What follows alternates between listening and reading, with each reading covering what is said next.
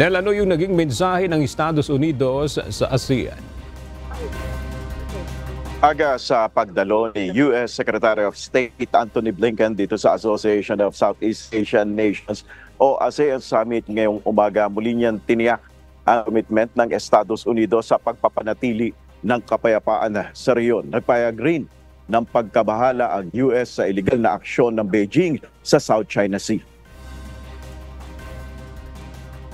We remain concerned about China's increasingly dangerous and unlawful actions in the Southeast China Sea, which have injured people, harmed vessels from ASEAN nations, and contrary commitments to peaceful resolution of disputes.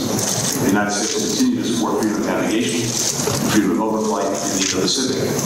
We also believe it's important to maintain our shared commitment to protect the stability of the Taiwan Strait. Kasama si Pangulong Ferdinand Marcos Jr.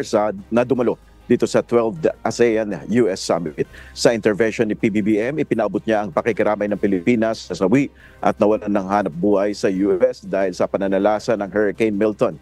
Nagpasalamat rin ang Pangulo sa aktibong presensya ng US sa rehiyon bilang puwersa ng kapayapaan sa Indo-Pacific. Ilan sa mga natitirang pampulong na dadaluhan ng Pangulo ay itong 18th East Asia Summit na kasalukuyan nagaganap ngayon, ang ASEAN-UN Summit at 2nd Asia Zero Emission Community Leaders Meeting. At inaasahan natin aga na bago lumipad pabalik ang Pangulo dyan sa Pilipinas ay magbibigay siya ng press briefing dito sa Filipino Media Delegation para sagutin ang iba't ibang mga issue dito sa ASEAN at maging mga usapin pa na kinakaharap ng bansa. At yan muna ang ating update. Balik sa iyo. Okay, maraming salamat, Nel Mariboho.